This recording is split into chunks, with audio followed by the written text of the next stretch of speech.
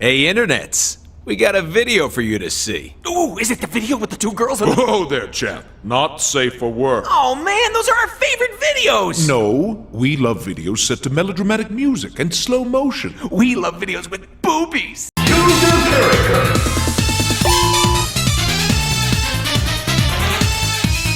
Hello amigos, Ramen coming at ya. Deadpool, the merc with the mouth, the man who can never die, the anti-hero who can break the fourth wall in style. Making his first appearance in the 1990s in the comic book Mutants 98. Deadpool became popular among many comic book fans, whether it be for his fourth wall breaks, pop culture banter, or him as a deep trouble character. Deadpool has had so many comic books, iterations, and epic team-ups, it's safe to say Deadpool is an icon in the comics or the big screen.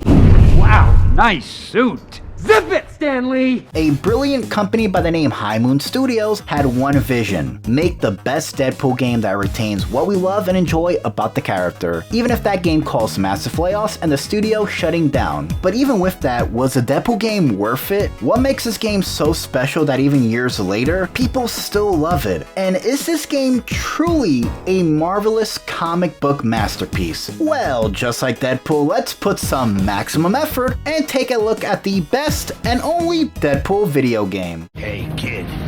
You think you're an X-Man, okay? Name him. Wolverine, Cyclops, Beast, Gambit, Rogue.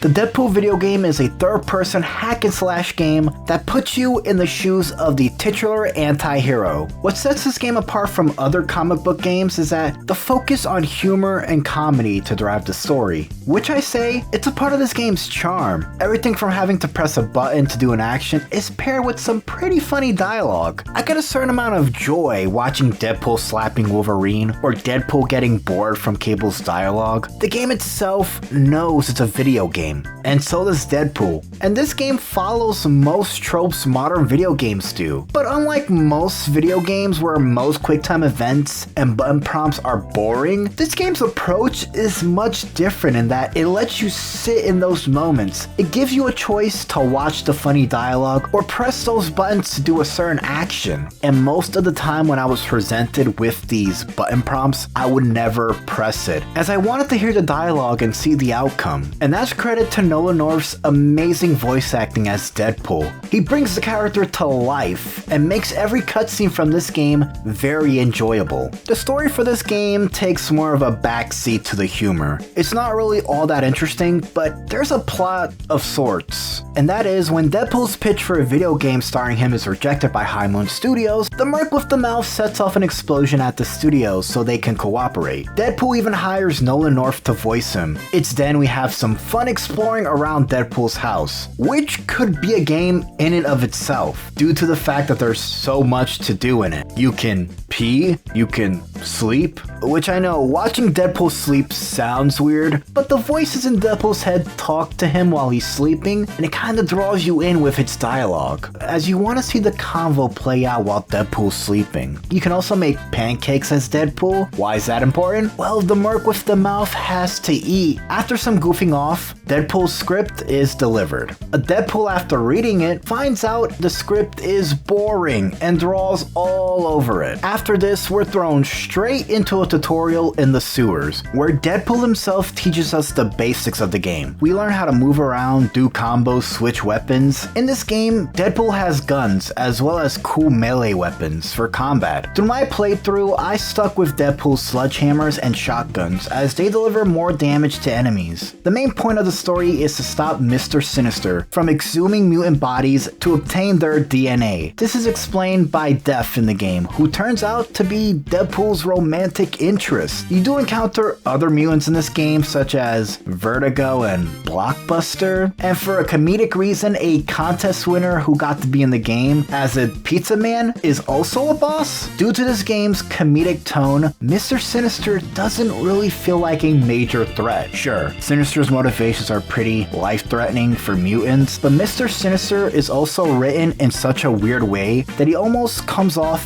very pathetic. The final encounter with him is Deadpool kicking him in the nuts, and a giant sentinel foot crushes him. Sure, the fight leading up to that is pretty fun as it puts all of your skills to the test, but the last boss battle feels like the game really ran out of budget or they couldn't write anything better. I do want to touch on the combat for this game, as it plays like a traditional hack and slasher, but with a twist. You have a choice of 3 weapon types. You have your melee, guns, and explosives. Each of these you are freely able to switch on the fly. You also have the ability to teleport to invade an enemy, which is really unique and enjoyable to mess around with. As the game progresses, you can upgrade Deadpool's abilities in combat. You can also buy new guns and melee weapons. The way to obtain these upgrades is by picking up Deadpool points, a currency you can obtain by killing enemies or by collecting it. This currency is scattered throughout the game, and not very hard to find. The way the combat in this game feels is comparable to Devil May Cry with a mixture of old God of War. Each hit and attack is brutal and bloody. There's also different combos you can perform that can take down an enemy quick. While most hack and slash games get boring and repetitive, in Deadpool, before that even happens, the game switches genres on the fly. It can go from a 2D side-scroller to a Zelda-like dungeon crawler. These changes provide a nice change of pace and breaks up the action in a fun meta way. This game also incorporates puzzle solving, because nothing says Deadpool like having him solve a puzzle. Some of these puzzles range from simple ones that involve finding keys, activating switches,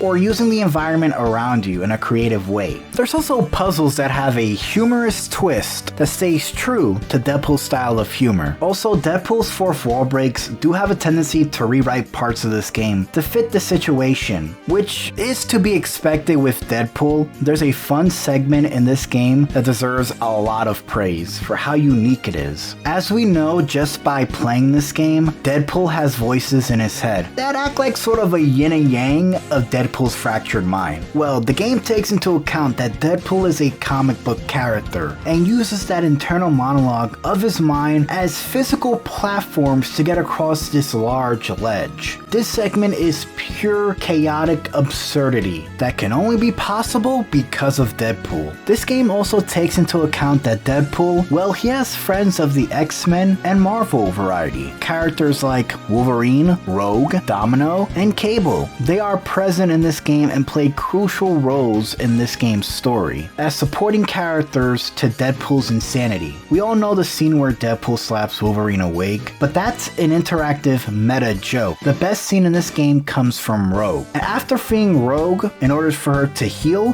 Deadpool lets her touch him, which in turn would give Rogue Deadpool's healing ability. But this scene takes a spicy turn as Rogue and Deadpool bang, leading Rogue to become, well, Lady Deadpool. Yep, we got Lady Deadpool in this game before the movie. Or should I say, Deadpool Rogue Deadpool? You know, I'm just gonna call her Lady Deadpool. Lady Deadpool is then playable for this small section of the game, as Deadpool recovers from being, well, you know, drained. I know most people tend to overlook this scene. I find them my favorite, next to using comic bubbles as platforms. Now, with all the X-Men and Marvel characters in this game, it's nothing to overlook, as the way they're introduced is clever. Some are introduced through narration by Deadpool, and some, like Cable, are introduced through song. For newcomers or comic book lovers, these brief introductions give a little info about the characters and their origins. Not all characters have these mini introductions. Blockbuster or Vertigo don't have one, but I really could care less, as I feel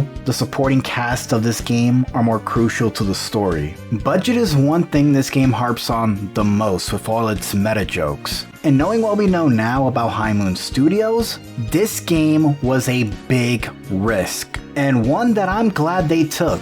The people behind this game had a clear passion to bring this character into a video game medium and get people more interested in the merc with the mouth. The game was announced at Comic-Con in 2012. Looking at this footage, it's kind of weird seeing someone other than Ryan Reynolds roll around in a Deadpool costume, but either way, the game trailer was met with applause and excitement. But upon release, video game outlets were not so friendly. Metacritic praised the game for its story, for staying true to the comic comics, but they criticized the combat, controls, and repetitive gameplay. People like The Escapist loved the combat system and humor, but claimed it had its moments of frustration. Over time, the game was praised by fans of it and criticized for ruining Deadpool. And you know, everyone is entitled to their own opinion. I will admit, the game has a few problems. The story at times taking a backseat to the humor, the game feeling very short level-wise, enemies being bullet sponges, the lack of exploration, frustrating controls. These are all real problems that I experienced with this game. But these problems never really hindered my enjoyment. This game kept me entertained and it made me laugh all the way through. This game in a way feels like a true Deadpool game. It's not afraid to be crude and loud with its humor. It borrows enemies from the Deadpool and Marvel comics to flesh out its world and story.